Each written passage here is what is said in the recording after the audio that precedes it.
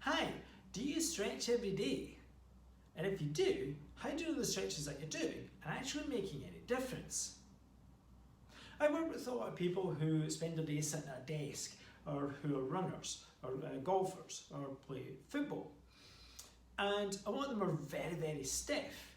So I create exercise to help loosen them up, to enable them to do their daily tasks better, to help them run better, run more efficiently, to help them get a better swing at golf, and to play football with greater ease. And generally to be able to get out of bed in the morning without feeling really, really stiff and kind of overcome some generalised local back pain. Yet some of these guys were already doing stretching. So it could be a lot of the static stretches that we see most people doing. Okay? But I was never convinced that was actually doing much for them. So I wanted to share with you today my top 3 exercises that have had the biggest impact on my clients that I believe you should be doing every single day that will help you begin to do everything better. Number 1 is the upper back.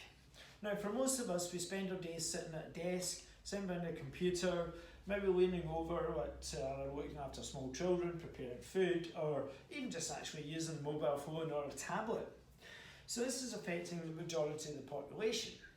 And what you tend to find is that you'll maybe notice is when you're going to maybe the gym, okay, trying to do press-ups and you can't get all the way to the floor, or trying to lift something overhead, and you feel like your arms are not strong enough, and it's getting something overhead is a real struggle. It's because we've lost this movement in our upper back. Okay, so we're supposed to design to kind of lean back to get extension, but we've lost that range of movement. So what happens is as we lean back, the whole back moves as one go, then we start to feel a lot of strain right down the lower back. Okay, so the exercise to do is simple. It's just come to a wall, push your toes and the waist against the wall, lift the hands up, then just very easily just start to reach back. Now what you'll feel is a big stretch across, feel everything up here working. And maybe you should start to feel your stomach muscles working, your core muscles working. Now the reason we do this, keeping the waist and the toes touching the wall, is that when we're trying to do it without, the hips will maybe try to cheat a bit to create that movement. So if we stand with our back to the wall, our waist against the wall, this reduces the body's chances of cheating. So we get a cleaner stretch, cleaner move here. So I would always start with maybe 10 to 15 repetitions. Another great thing is that you're starting to feel the core muscles working. And number 2 is the hips. Okay, so following on from the first one with the upper back, because we spend our times in this position, what we've ended up is, for a lot of people, is having a kind of slightly flexed position at the hips. Okay, so this, you'll see this, if you're trying to do exercise, then you'll feel probably the quads give up first. If you're running, you'll feel, I don't know, the movement. If you look around at runners, you'll see everything coming from the knee down, the movement from the knee down. Okay, something like that. So you'll see very little movement from the hip to the knee.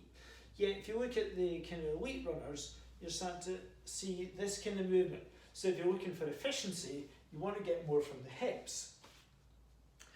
And so the other thing is you'll get loaded here, the quads loaded, you'll probably feel maybe like some tightness in the hamstrings, or the glutes maybe weak or not firing, but that's not the problem. It's the hip flexors. Okay, the hip flexors have become shortened, and so we need to sort them out. So the exercise is to simply take a step forward and pull the tailbone through. Now, when you're doing this, keep the chest up, because as you step back, the upper body will probably want to tip forward. So try and keep your eyes focused on something straight ahead of you. Pull the tailbone through, so you're going to get a massive stretch up through the quads and into the hip flexors. Yet on the other side, then you're going to start to work these muscles. Another thing is, as you do this, you'll start to feel your core muscles working, which is always good. Number 3 is the foot ankle joints.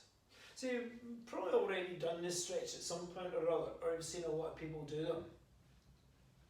And yeah, it seems like the people who are doing them maybe before a run are having to do them after a run. The calves still feel tight. But what if the calves aren't the problem? We need to go back and look at what we do on a daily basis. So if you see sitting at a desk, we sit with our feet out, or we sit with our feet tucked under the seat like this, or in various other positions, but very few people actually sit with their feet directly under them. And it's this movement at the ankle joint that's the problem, okay? Because when we're in this position, stuck in this position, ankle gets caught into this, yet when we move forwards, whether walking or running, we need this movement. And this is where it starts to feel, the calf is starting to feel it because it doesn't have that movement. So you might see people who just let the foot will flick out the way because it doesn't have that range of movement that we're trying to look for. So the exercise, you stand with one foot forward. Now you need to do this with shoes off because to get the full benefit. Okay, so stand with one foot forward, rock back and forward, driving the knee forward, reaching out towards something. So put something on your chair, then rock back and forwards, keeping the full foot flat on the floor. Okay, then do the same on the other side. Another good place to do it is if you've got stairs in your house, then what to do is put your foot on the bottom stair, then reach out to the third or fourth stair to try and touch it, then do that on both sides.